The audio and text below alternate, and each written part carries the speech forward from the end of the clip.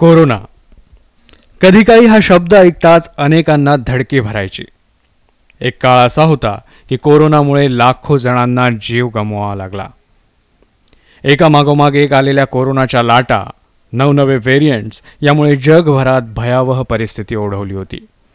पण लसीकरण आणि वैद्यकीय प्रयत्नांमुळे कोरोनाचं संक्रमण आटोक्यात आलं. कोरोनाच्या याच संकटातून आपण सावरलो असं वाटत असतानाच पुन्हा एकदा कोरोनानं डोकं वर काढलंय. एक नवा व्हेरियंट भारतात दाखल झालाय. चीनमध्ये कोरोनाच्या ओमिक्रॉन BF.7 या व्हेरियंटनं धुमाकूळ घातलाय. याच व्हेरियंटचे 4 रुग्ण बुधवारी भारतात आढळले. गुजरात आणि ओडिसामध्ये आढळलेल्या या व्हेरियंटमुळे पुन्हा एकदा भीतीचं वातावरण निर्माण झालंय. आता कोरोनाचा हा नवा व्हेरियंट खरंच धोकादायक आहे का? कोरोनाच्या BF.7 व्हेरियंटला अनेक देशात घातक मानलं जात आहे.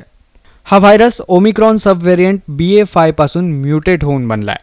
अभ्यासकांच्या मते BF.7 ची संसर्ग क्षमता जास्त आहे. कमी इम्युनिटी असलेल्यांना या व्हेरियंटचा धोका जास्त आहे. भारतात कोरोना लसीकरण बऱ्यापैकी झालंय. अनेकांनी बूस्टर डोसही घेतलाय. त्यामुळे अभ्यासकांच्या मते भारतात या नव्या व्हेरियंटचा तितका धोका संभवत नाही. आता दुसरा एक मुद्दा आहे की चायनामधला हा जो व्हायरस आहे हा ओमायक्रॉनचाच सब व्हेरियंट आहे असं म्हटलं जात आहे.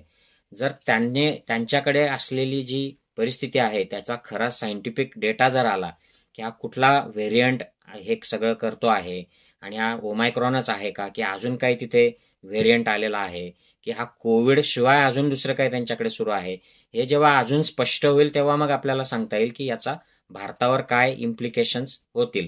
परंतु हा जर ओमायक्रॉनचा BF.7 व्हेरियंट असेल तर मग आपण ऑलरेडी दुसऱ्या लाटेत आणि तिसरी तर आपली ओमायक्रॉनचीच लाट झालेली की त्या काळामध्ये आपल्या केसेस टेस्टिंग देखील बऱ्यापैकी कमी झालेलं होतं आणि लोकांनी त्याला गांभीर्याने देखील घ्यायचं बंद केलेलं होतं सगळ्याच पातळीवर.